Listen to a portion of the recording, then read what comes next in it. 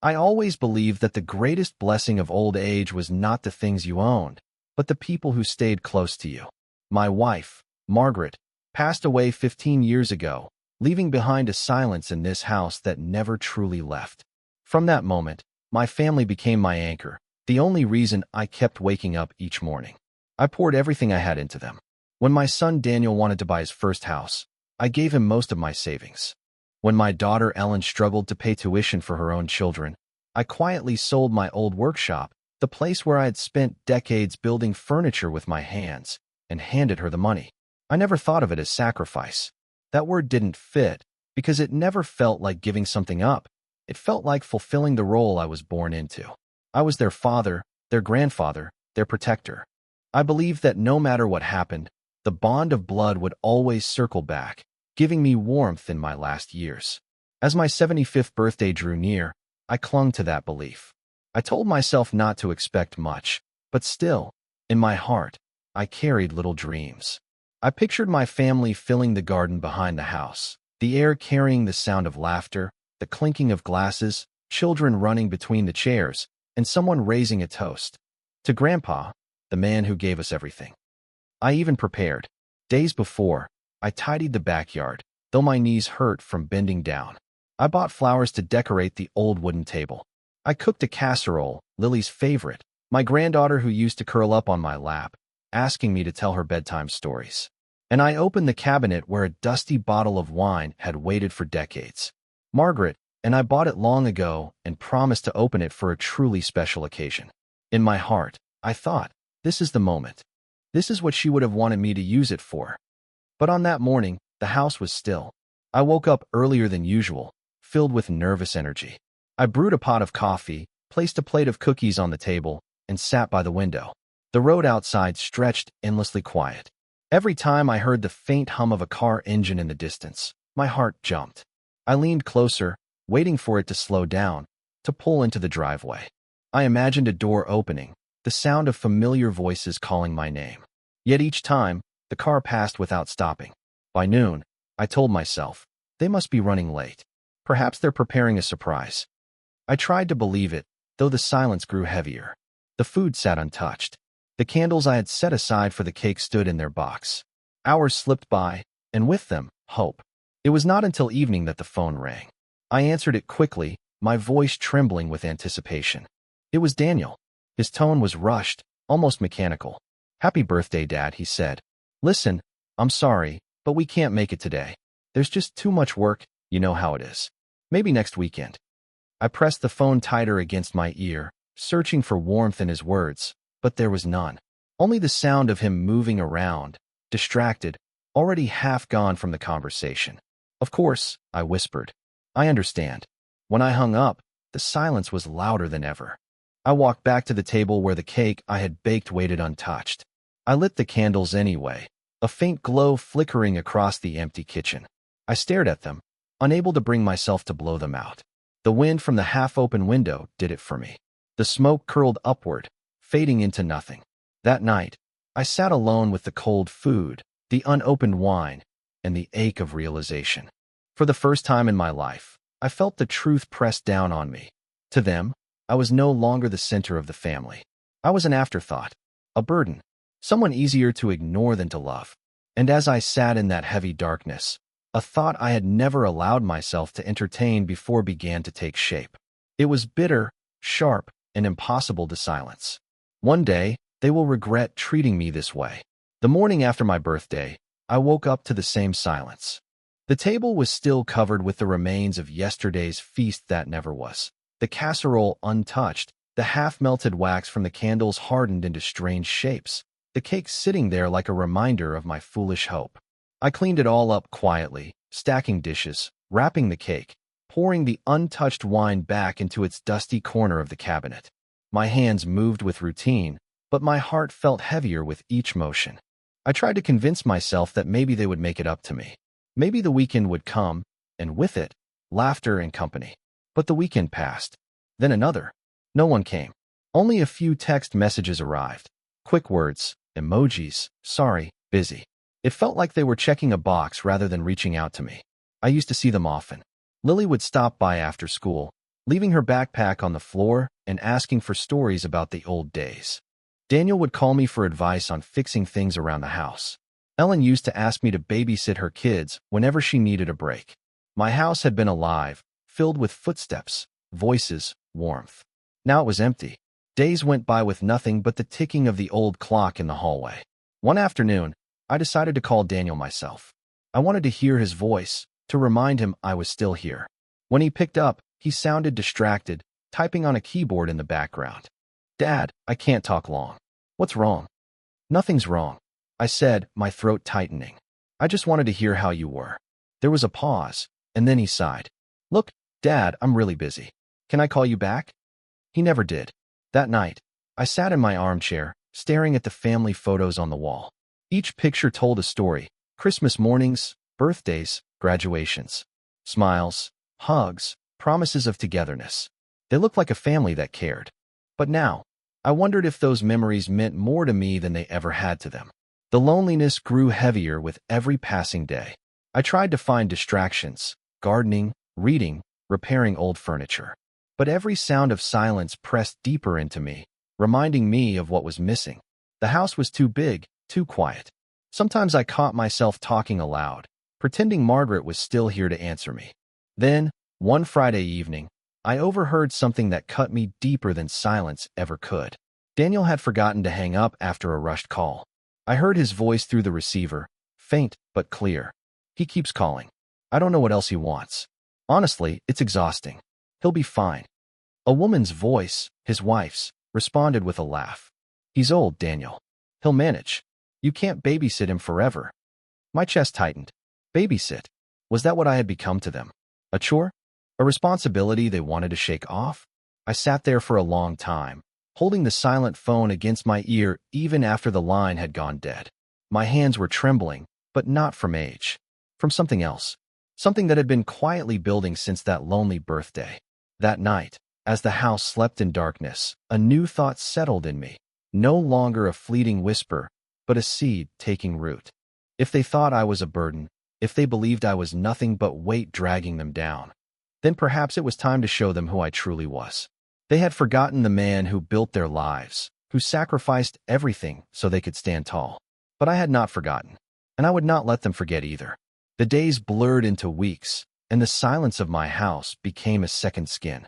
I thought I had already felt the sharpest sting of neglect, but life has a way of cutting deeper when you least expect it. One afternoon, I overheard something that I wasn't supposed to hear. I had gone to the local market, the same one where Margaret and I used to shop on Saturdays, and while waiting in line, I heard two familiar voices: Daniel and Ellen. My own children. They hadn't noticed me standing only a few feet away, hidden by a row of shelves. Ellen laughed as she picked up a basket. "Dad called me again yesterday. He asked if we could all come over for dinner this weekend. Honestly, I don't know how many hints he needs before he gets it." Daniel's voice followed, low and annoyed. "I told him we're busy. I don't have time to sit around listening to his old stories. He just wants attention. He always has. Always has." The words cut me deeper than any blade. To them, my love, my care, the sacrifices I had made, all of it was nothing more than a cry for attention. I froze, holding onto my walking stick so tightly that my knuckles turned white. For a moment, I wanted to step forward, to confront them right there in front of everyone. But something stopped me. Maybe it was pride. Maybe it was the crushing weight of realization. Instead, I stood still, listening to the people I had given everything to reduce me to a nuisance. As they walked past, Ellen's voice trailed off. "If he keeps calling, I might just stop answering altogether. He's old, he'll manage. We can't let him control our lives." I turned and left the market, my groceries forgotten. The air outside felt heavier, the streets colder. My own children, the ones I raised, the ones I sacrificed my youth and health for, saw me not as their father, but as a chain dragging them down. That evening, I sat in my armchair staring at Margaret's portrait. Her kind eyes seemed to watch me, silently asking questions I could not answer. What happened to the children we raised? How did love turn into this? I poured myself a glass of water, but my hand trembled so much it spilled across the table. For the first time in years, I felt powerless. But beneath that weakness, something else stirred. A quiet fire. They had forgotten who I was. They had forgotten what I had built, what I had endured, what I had given. To them, I was nothing more than an obligation. But I remembered every sacrifice, every night of hard work, every penny saved, every tear wiped from their childhood faces. And if they truly believed I was a burden, then maybe it was time to stop begging for their love. Maybe it was time to remind them what happens when a man who has been overlooked, dismissed, and cast aside finally decides he has nothing left to lose. That night, as the clock struck midnight, I made myself a promise. I would no longer sit by the window waiting for cars that never arrived. I would no longer keep dinners warm for guests who never came. I would no longer let my heart be crushed by empty apologies.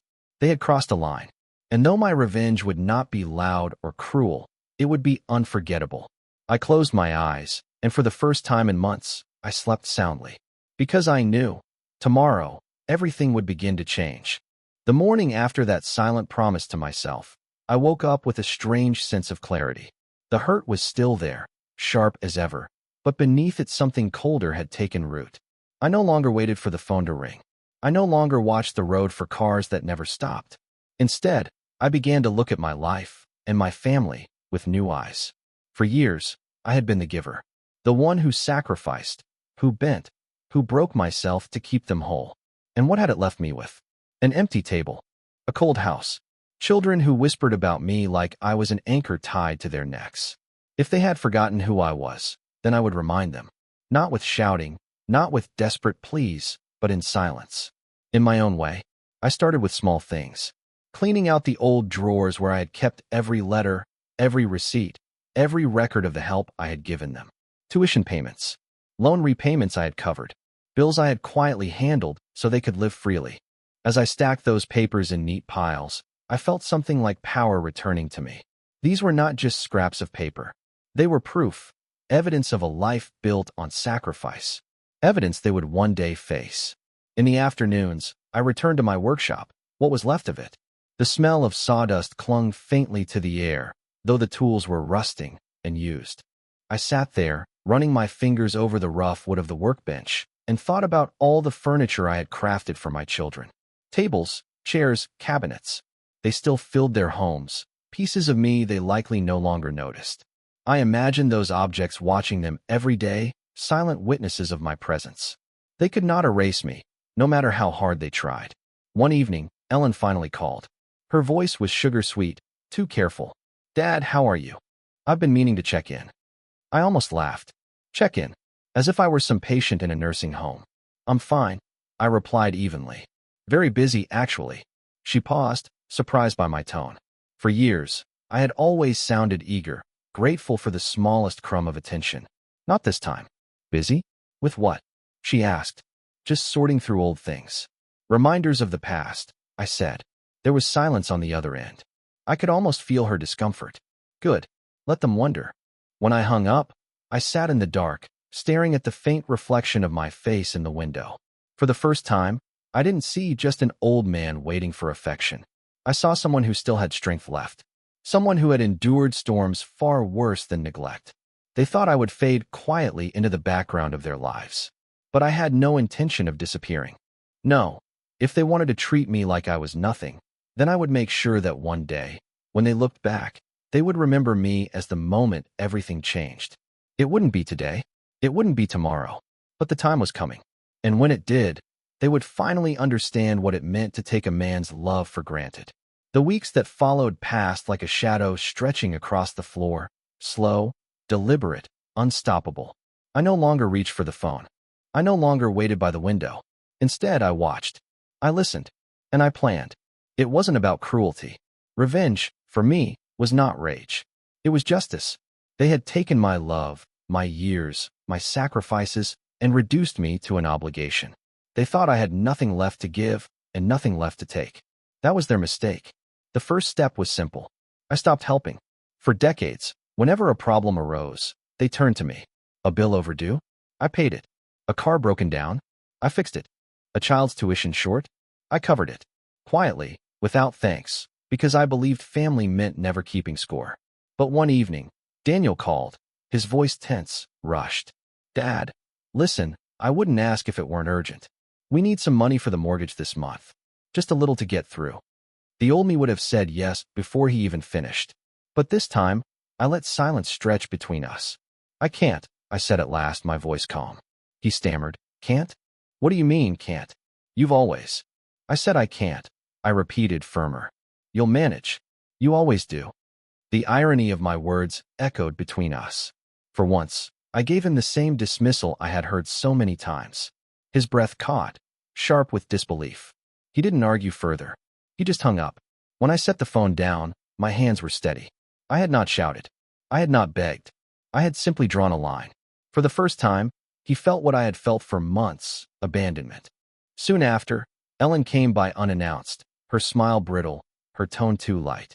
She wandered through the kitchen, glancing at the neat stacks of papers I had left on the table, receipts, documents, the quiet record of everything I had done for them.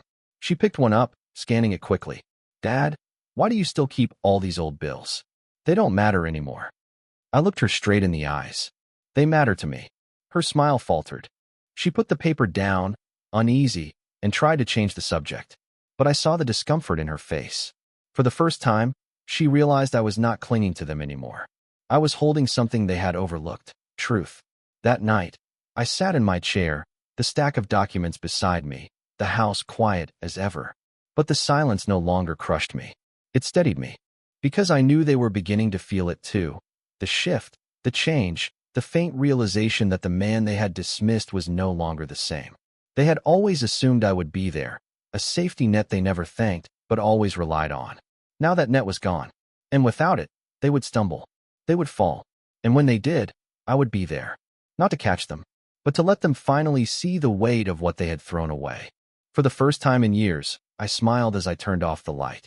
Because the beginning of their lesson had just arrived. It didn't take long for the silence of my refusal to echo through their lives. I had always been the quiet hand holding everything together, and without me, their carefully built worlds began to shake. Daniel was the first to stumble. I heard through a neighbor, small towns have no secrets, that the bank had called about his mortgage. Without my money to fill the gaps, he had missed a payment. His car, the one I had once helped him buy, sat broken in his driveway for weeks. Each time I passed it, I remembered how many times he had once called me to fix it, how quickly I had rushed over, tools in hand, never asking for thanks. Now he didn't call. Pride or anger, I didn't know. But I knew he felt the weight. Ellen, too, began to falter. She showed up at my door one afternoon, her children restless in the back seat of her car. Her face carried a smile, but her eyes were heavy with strain. Dad, could you watch them for a few hours? I have some errands to run, she asked, her voice too sweet, too practiced. I looked at the children, their little faces pressed to the window. My heart ached, because they had done nothing wrong. They still loved me without conditions, without selfishness. But I thought of Ellen's voice at the market, sharp and careless. He'll manage. We can't let him control our lives. So I shook my head slowly. Not today. I'm busy. Her smile froze. Busy? With what? Sorting through old things. You'll manage, I said quietly. Her eyes darkened. She wanted to argue, but she didn't. She drove off, the car disappearing down the road. I watched them leave, my heart torn, but also steady. For once, they were forced to carry the weight of their own choices. At night, I sat by the table with Margaret's picture beside me. I spoke to her softly, as if she were still here. They don't see it yet, love. But they will. Every empty plate, every broken promise, every silence I give them now, it's teaching them. And then came the phone call that confirmed it all. Daniel's wife. Her voice cold, sharp as glass. Why are you doing this? Daniel said you refused to help him. He's drowning in stress, and you're just sitting there. You've always been there for him. Why stop now? I listened, calm. Because he stopped being there for me. She scoffed. You're punishing him? At your age? I let a pause stretch, then replied, no, I'm teaching him. At my age. She hung up without another word. But I knew the message had landed. The cracks had begun to spread. Their lives had grown too dependent on the man they thought they could ignore. Without me, they struggled. And with every struggle, they were reminded of my absence. I didn't smile that night. It wasn't joy that filled me. It was something stronger. A sense of balance, long overdue. And deep inside, I knew this was only the beginning. It amazed me how quickly the silence began to shape their lives. For decades, I had been invisible in their eyes. Yet the moment I withdrew, my absence screamed louder than my presence ever did. The first real fracture came on a Sunday afternoon. Ellen appeared at my doorstep again, this time without the mask of a smile. Her children trailed behind her, restless and tired. "Dad, please," she said, her voice low, almost breaking. "I need you to watch them tonight. Just tonight. I don't have anyone else."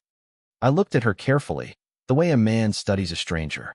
I remembered every sacrifice I had made for her, the tuition I paid, the debts I cleared, the nights I stayed awake to comfort her during storms of her youth.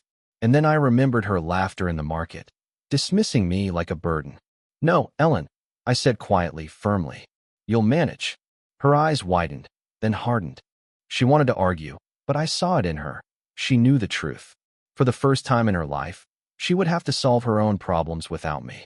She left quickly, the slam of the car door echoing down the street. Not long after, Daniel showed up. He didn't come with apologies, only demands. His shoulders were tense, his jaw tight. "Dad, I don't know what you're trying to prove, but enough is enough. I need money, and you have it. Stop playing games." I stared at him, the son I once carried on my shoulders, the boy who once begged me to teach him how to ride a bike. Now he stood before me, not as a son, but as a man blinded by entitlement. "You think this is a game?"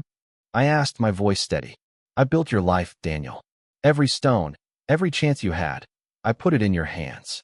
And now, you stand here demanding more, as if my love is a wallet you can open whenever you please."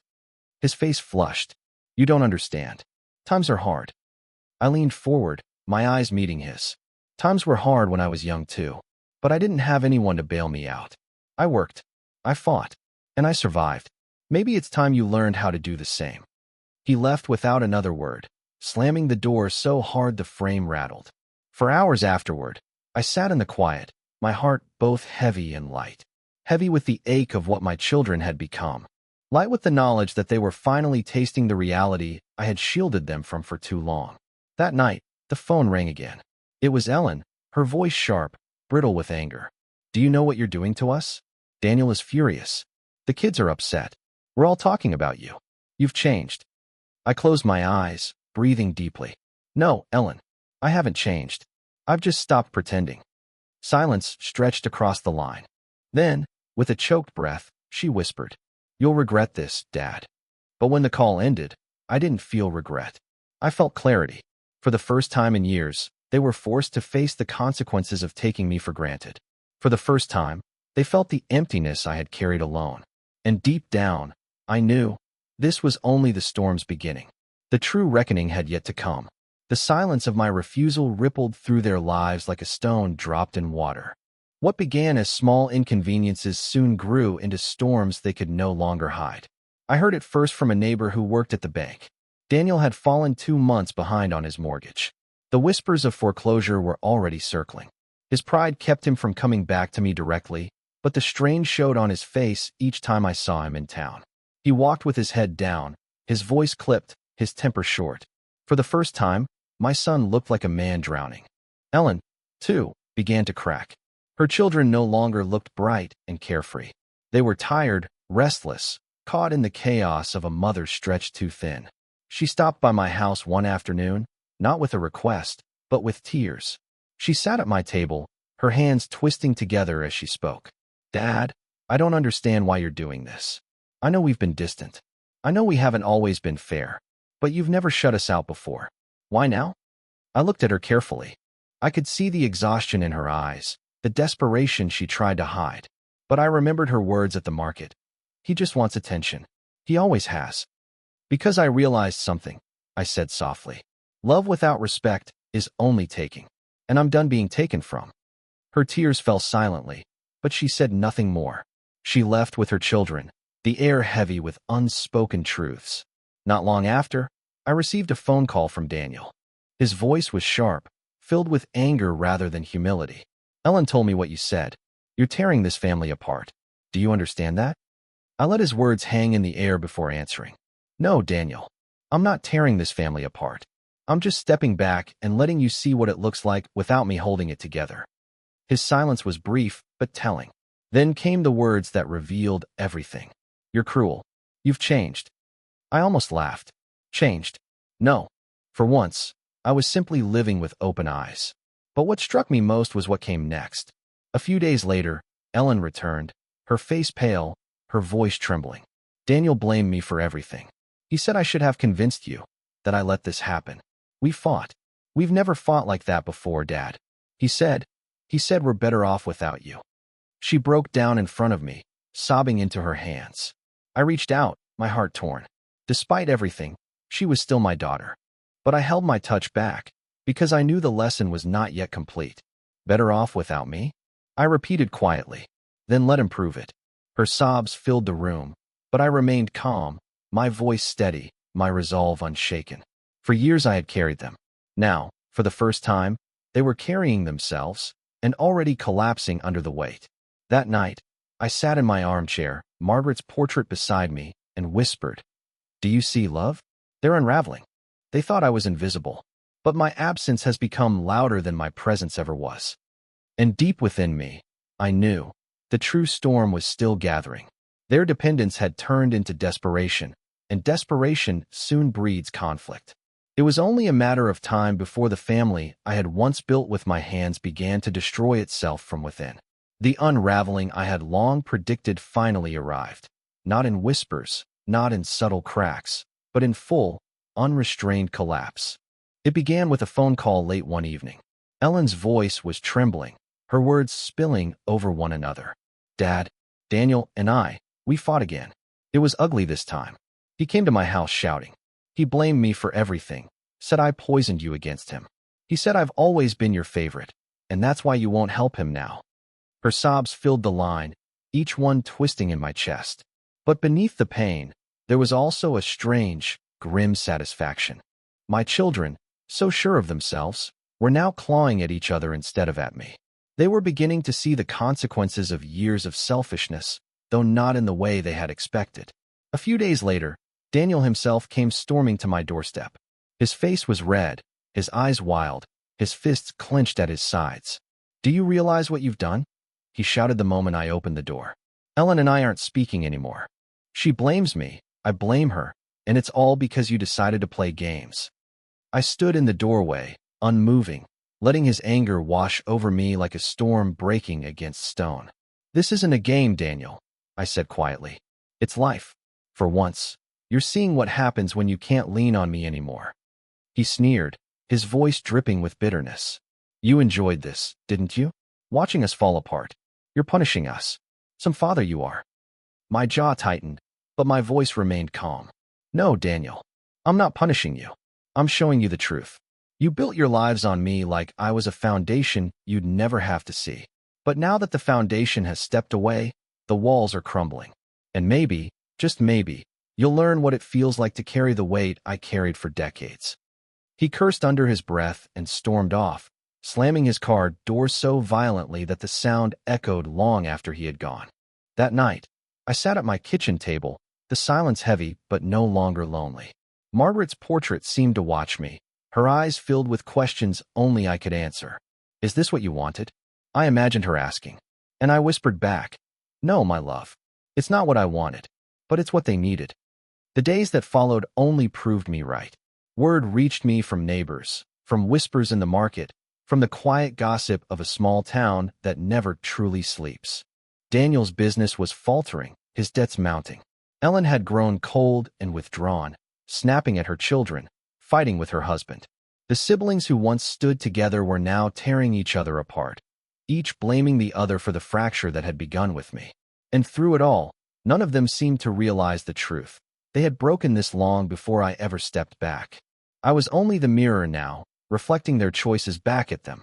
Still, even as I watched, a shadow of doubt passed through me late at night. I asked myself if I had gone too far, if perhaps the price of teaching them this lesson was too steep. But then I remembered every empty birthday, every ignored call, every dismissal that cut me like a blade. No, this was not cruelty. This was justice, and the reckoning was still far from over. The storm I had felt building finally broke. It came not as a whisper, but as a flood of voices crashing against the walls of my quiet home. It was a Saturday evening when the knock came. Sharp, angry, relentless. When I opened the door, Both Daniel and Ellen stood there, their faces twisted with exhaustion and fury. For the first time in years, they had come together, but not out of love. Out of desperation. "We need to talk," Daniel snapped, pushing past me before I could answer. Ellen followed, her arms crossed, her eyes flashing with both guilt and anger. I closed the door slowly, my heart steady. I had expected this. They stood in my kitchen, the same kitchen where I had once cooked them meals as children, where laughter used to echo, where Margaret's voice had filled the air. Now, only bitterness lived here. "This has gone too far," Daniel said, his voice loud, cracking with the weight of frustration. "You've been playing with us, withholding help, turning us against each other. Do you enjoy watching us suffer?" I leaned against the counter, folding my arms. "No, Daniel, I don't enjoy it. But maybe now you finally understand what it felt like to be invisible, to give everything and get nothing in return, to sit alone on your 75th birthday while your family couldn't spare a single hour." Ellen flinched. For a moment, her eyes softened, but pride quickly hardened them again. "You could have just told us how you felt. Why all this revenge?" I shook my head. "Because words mean nothing to you. I told you for years what mattered. Family, time, respect." You nodded, you smiled, then you walked away. So I stopped talking, and I let silence speak instead. Daniel's fists tightened. "We needed you, Dad. Times are hard. You don't understand." I cut him off sharply. "Don't I? I worked 3 jobs to put food on this table. I sold the only thing I ever built, my workshop, to save you from drowning in debt. I gave up pieces of myself until there was nothing left. And you dare to stand here and tell me I don't understand hardship?" The room went still. For the first time, Daniel looked away, his anger faltering under the weight of my words. Ellen's lip trembled, but she said nothing. I stepped forward, my voice lowering, heavy with years of silence finally breaking. "You took my love and turned it into expectation. You took my sacrifices and turned them into entitlement. And when I needed the smallest thing, your presence, your care, you gave me nothing. Not even a phone call. Do you know what that feels like? To be forgotten by the very people you built your life around?" Neither of them answered. Their silence was louder than any excuse. Finally, I pointed to the stacks of papers on the table, records of tuition, mortgages, medical bills, every receipt of every sacrifice. "This is who I've been. This is what I've done. You built your lives on my back. And when you thought I had nothing left to give, you cast me aside. Well, now you know what it feels like to live without me." Ellen's eyes filled with tears. Daniel's shoulders slumped, the fight draining out of him. For the first time, I saw not anger in their faces, but fear. Fear of losing me for good. I turned away, my voice quiet but firm. "If you want me in your lives, it will no longer be on your terms. It will be on mine. Respect, or nothing at all." The silence that followed was heavy, suffocating. They left without another word, the door closing behind them like the final note of a song long overdue. And as I stood alone once again, I felt no triumph, only truth. My revenge was never about breaking them. It was about showing them what they had broken in me. And now, at last, they had seen it. The house was quiet again after they left, but it was no longer the same silence. Their voices lingered in the walls, heavy with anger, fear, and something they had never shown me before, uncertainty. For the first time in years, my children didn't walk away feeling victorious, entitled, or untouched. They walked away shaken. That night, I sat by Margaret's portrait, the small lamp casting a warm glow over her smiling face. I whispered to her, like I had countless times before, "You'd be proud of me, love." I finally spoke. I finally made them hear what I had carried alone all these years. Still, even as I said it, my heart was not without pain. They were my children, my blood. No matter how much they hurt me, the part of me that had once rocked them to sleep, bandaged their knees, and told them stories could not stop caring. But caring was not the same as surrender. I had learned that lesson the hard way. The next morning, I received a call, not from Daniel or Ellen, but from Lily, my granddaughter. Her voice was small, hesitant, but filled with genuine warmth. "Grandpa, is it true? Mom said you're mad at her. She was crying last night." My chest tightened. Lily was innocent in all of this. She had always been the one to run into my arms without hesitation, to listen to my stories with wide eyes, to make me feel like I still mattered. I'm not mad at you, sweetheart, I said gently. Sometimes adults forget what's important. They let pride and anger speak instead of love. Will you come see me? She asked softly. I miss you. For the first time in months, I felt warmth bloom in my chest. Yes, Lily. I'll see you soon. After the call, I sat in my chair, thinking. The children had hurt me, yes, but the next generation still carried light. Perhaps that was my true revenge, not anger, not punishment, but breaking the cycle. Teaching them, through my silence and my words, what their parents had forgotten. But Daniel and Ellen were not done yet. Later that week, they returned, separately this time. Ellen came first, her face pale, her hands trembling as she sat at my kitchen table. Dad, she whispered, I can't sleep. I keep thinking about what you said. You're right, we haven't treated you the way we should. I don't know why I let it get this far. Tears streamed down her face, and for the first time, I saw not the defensive daughter, not the proud woman, but the little girl who once clung to my leg when thunderstorms shook the house. My heart ached, but I kept my voice steady. It's not too late, Ellen. But respect isn't words. It's actions. If you want to fix this, show me. Don't just say it. She nodded, sobbing quietly, and left without another word. 2 days later, Daniel arrived. He didn't knock gently. He banged on the door, loud and impatient. When I opened it, he stood there with a storm in his eyes. I can't believe you. You turned Ellen against me. She came crying to me last night, saying you made her feel like a bad daughter. Now she won't even speak to me. You're tearing this family apart, Dad. I looked at him, tired but calm. No, Daniel. I didn't turn her against you. Your actions did. I only showed her the mirror. His jaw clenched, his fists tightening. You're enjoying this. Admit it. You want us to feel guilty. You want us to crawl back to you. I shook my head slowly. No. I want you to remember who I am. Who I've always been. The man who gave you everything he had, even when it cost him his own comfort, his own dreams. I want you to look at me and see your father, not a wallet. I want you to hear me when I say I am not invisible. Daniel's anger faltered. His face twisted, not with rage this time, but with something deeper, shame. He turned away, his shoulders heavy, his breath shaky. For a moment, I thought he might speak. But he didn't.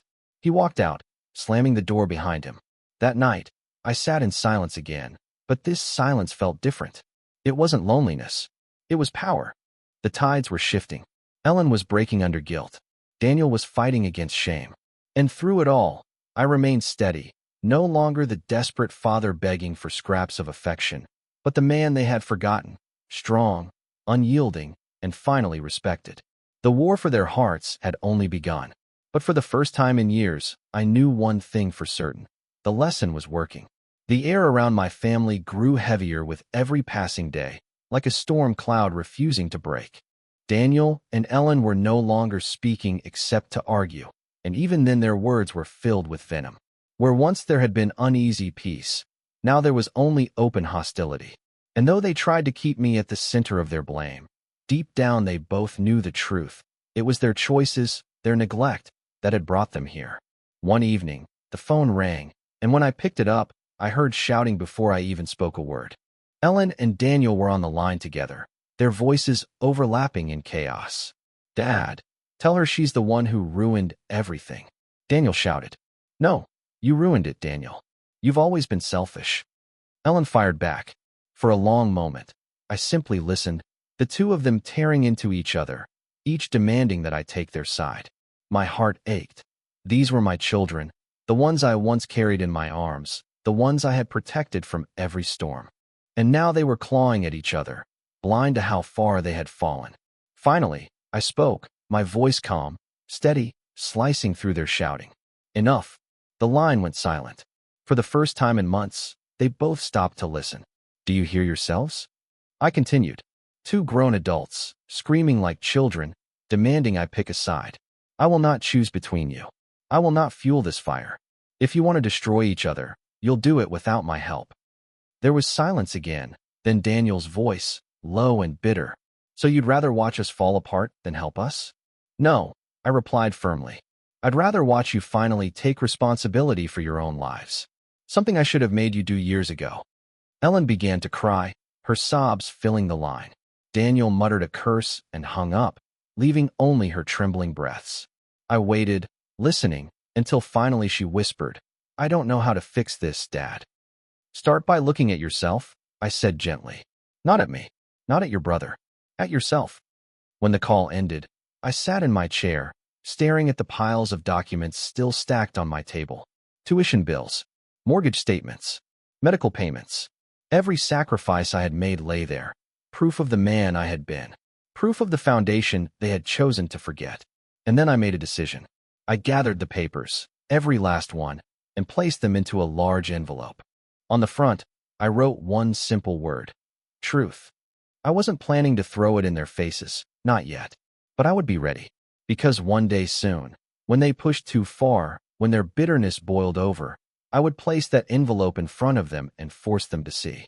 Not my words, not my anger, but the evidence of who I was, who I had always been. That night, I slept deeply. The first true sleep I'd had in years. Because for the first time, I felt in control. Not waiting, not begging, not invisible, but holding the truth like a weapon they could no longer ignore. The next morning, I heard voices outside. I peeked through the curtains and saw them, Daniel and Ellen, standing in my driveway, their arms waving, their words sharp, their faces red with fury. They were fighting openly now, so loudly the neighbors stopped to watch. I didn't open the door. I didn't intervene. I simply stood in the shadows, listening. And in that moment, I realized something. My silence had become louder than all their shouting. And soon, very soon, it would break them or save them. The shouting outside my house that morning was unlike anything I had ever heard from my children. Daniel's voice rose like thunder, Ellen's cracked with desperation, and both of them flung words at each other that could never be taken back. "You've always been Dad's favorite," Daniel roared, his face red, his fists clenched. "Favorite?" Ellen shot back, her voice breaking. "He saved your skin a dozen times, Daniel. He paid your debts, he bailed you out, and you never once thanked him." "And what about you?" Daniel snapped. "He sold his workshop for you. He gave you money for your kids, and you still left him alone on his birthday." The words hit me like a cold wind. For the first time, they weren't shouting at me. They were shouting at each other with the truth I had always known but never spoken aloud. Their bitterness had stripped them bare. Neighbors stood at the edge of the street, whispering, shaking their heads. My family's shame had become a spectacle. And still, I didn't move. I let them fight. Let them tear open wounds they had hidden for years. Finally, when their voices cracked with exhaustion and the silence of humiliation fell heavy, I opened the door. The creak of it silenced the street. Daniel and Ellen turned to me, their faces flushed with anger and shame. "Inside. Both of you." They obeyed, like children again, though resentment burned in their eyes. I led them into the kitchen. The envelope lay on the table, waiting. I sat down slowly, gesturing for them to do the same. "You've shouted enough. Now you'll listen." They exchanged glances, but said nothing. The weight of my tone pinned them in place. I placed the envelope in the center of the table and slid it toward them. "Open it." Daniel hesitated, then tore it open with shaking hands. Out spilled decades of papers, receipts, contracts, payment records, letters. Evidence of every sacrifice I had made. Tuition fees, mortgage payments, hospital bills. The deed of my workshop, sold to cover Ellen's debts. The quiet history of a father's love written not in words, but in sacrifices. Their eyes scanned the documents, their faces paling with every page. Ellen lifted one, her hands trembling. It was the receipt for her eldest child's college tuition, the sum so large she could barely comprehend it. Daniel picked up the deed for my workshop, his jaw tightening as realization struck. You kept all this?" he whispered. I met his eyes, steady and unflinching. "No, I carried all this. On my back, in my hands, in my heart. I carried it so you wouldn't have to. And what did you give me in return? Silence. Neglect. An empty chair at my birthday table." Ellen broke then. Tears streamed down her face, sobs shaking her shoulders. She pressed the papers to her chest, as if holding them could erase the years of disregard. "I didn't know. Dad, I didn't realize." I cut her off gently, my voice firm. "You didn't want to realize. Neither of you did. Because it was easier to take than to give. Easier to forget than to remember. Easier to use me than to love me." Daniel's face was pale, his eyes darting across the papers, as if searching for some way to deny them. But the truth was undeniable, ink on paper, carved into the very fabric of their lives. His lips trembled, but no words came. For a long time, none of us spoke. Only the ticking of the old clock filled the room. Finally, I leaned forward, my voice low and steady. I don't need apologies. I don't need promises. What I need is respect. If you want me in your lives, it will no longer be as a forgotten man waiting by the window. It will be as the father who gave you everything, and who deserves everything in return. Ellen sobbed harder. Daniel stared at the papers with eyes that finally, for the first time, carried shame instead of anger. I stood, leaving them at the table with the mountain of evidence between us. Think carefully, I said quietly, because your choices from this day forward will decide whether you still have a father or only memories of one. I left the room, their silence following me like a shadow. For the first time, they had seen the truth laid bare. And now, the weight was on them. The house was silent long after I left them at the table, their eyes fixed on the mountain of papers that had stripped away their excuses. I could hear nothing but the old clock ticking in the hall, each sound like a reminder of the years that had slipped by, the decades I had carried them. When I finally returned to the kitchen hours later, they were still sitting there. Ellen's eyes were red, her face streaked with dried tears. Daniel's posture was rigid, his jaw tight, but the fight in him had drained away. They looked smaller somehow, not as adults, not even as the children I once raised, but as people finally staring at the weight of truth for the first time. Ellen was the first to speak, her voice trembling. Dad, I don't have words. I thought I understood everything you did for us, but I didn't. I never really saw it. And I'm sorry. I'm so sorry. Her words cracked, and her hands reached across the table as if searching for mine. For a moment, my heart almost broke. She was still my daughter. I had once held her hand as she learned to walk, wiped her tears when she scraped her knee. But now, I kept my hands folded, my face steady. Sorry doesn't erase years, Ellen, I said quietly. It doesn't erase the silence on my birthday. It doesn't erase the way you laughed about me in the market, as if I were nothing more than a burden. Words are easy. Actions are what matter now. Her tears began again, silent, heavy. Daniel shifted uncomfortably, his eyes fixed on the papers. His voice was low, almost muttered. I didn't realize how much you gave. I knew you helped, but I didn't see all of this. I thought you did it because you wanted to, because you didn't mind. I leaned forward, my voice sharp. Of course I wanted to help. I was your father. But wanting to doesn't mean it cost me nothing. Every dollar, every night of lost sleep, every piece of myself I gave, it all had a price. And not once did either of you ask if I was okay. Not once did you stop to think that maybe I needed something too. Daniel's eyes flickered with guilt, but pride kept his mouth closed. He clenched his fists, then relaxed them, as if waging a war with himself. Finally, he said, "What do you want from us, Dad? Tell me. Money? Visits? What will make this right?" I stared at him, my heart heavy with the question. What did I want? I didn't want their money. I didn't want their pity. I wanted something far harder. Respect, I said simply. Time. Presence. Not excuses. Not empty apologies. I want you to look at me and see your father, not your safety net. I want you to treat me as you would want your children to treat you someday. That is what will make it right. The silence that followed was thick. Ellen wept softly, nodding. Daniel looked away, his lips pressed into a hard line. Finally, I stood, my legs heavy but steady. I won't beg you anymore. The next move is yours. If you want me in your lives, prove it. If not, then this is where we end. I left them in the kitchen, their silence louder than any words. That night, I sat by the window, looking out at the empty road. For years, I had sat there waiting, hoping to see their cars pull into the driveway. But tonight, I wasn't waiting. Tonight, for the first time, I felt no desperation, no longing. I felt free. In the days that followed, the calls began. Ellen's voice softer, gentler, asking to visit, to bring the children. Daniel's voice rough, still prideful, but no longer demanding, asking instead if he could come by and help with the yard. Slowly, tentatively, they began to move. But I did not make it easy. Every word, every action, I measured carefully. If they came with sincerity, not out of guilt or convenience.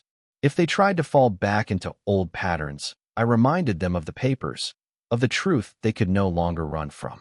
And though the road was long, I began to see it. the first cracks of change.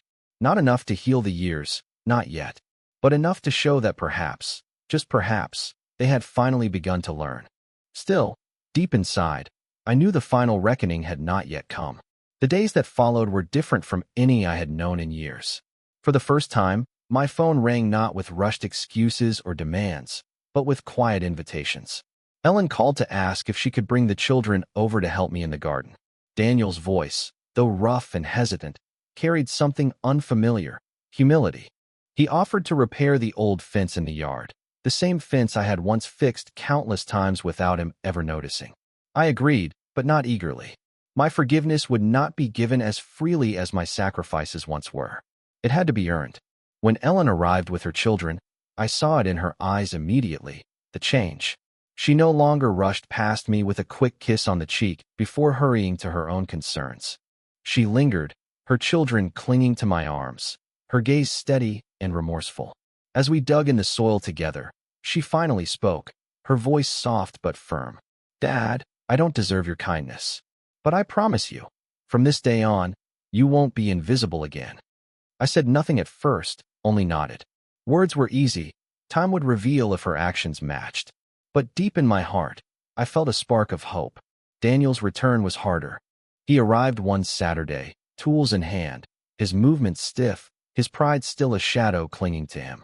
For hours, we worked side by side on the fence, the silence between us heavy but not hostile. At last, he broke it.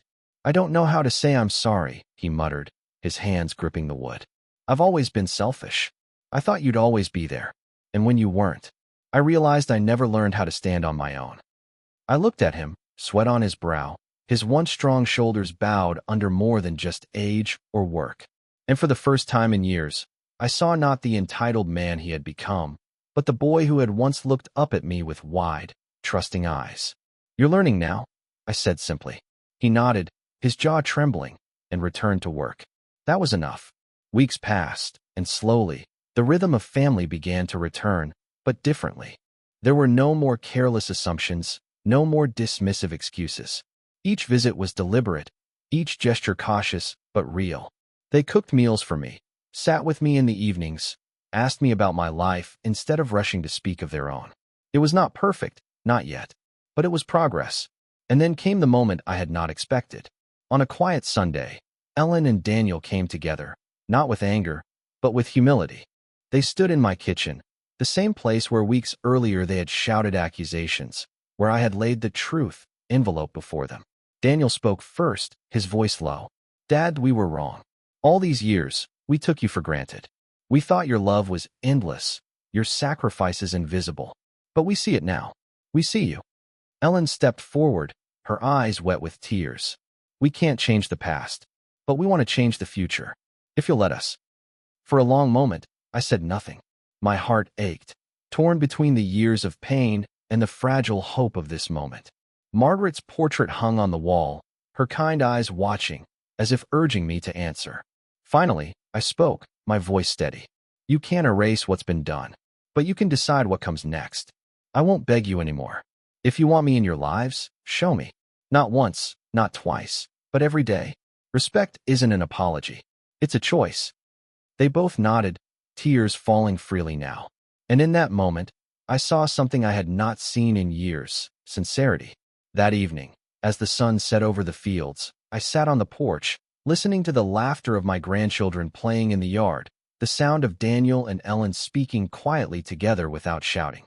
For the first time in a long time, the silence of my house was replaced with warmth. My revenge had never been about cruelty. It was about making them see me, about showing them that the man they had ignored was the very man who had built their lives. And now, at last, they saw. I closed my eyes, a faint smile touching my lips. Margaret's voice echoed in my memory, soft and proud. "You did it. You taught them." And for the first time in years, I felt peace.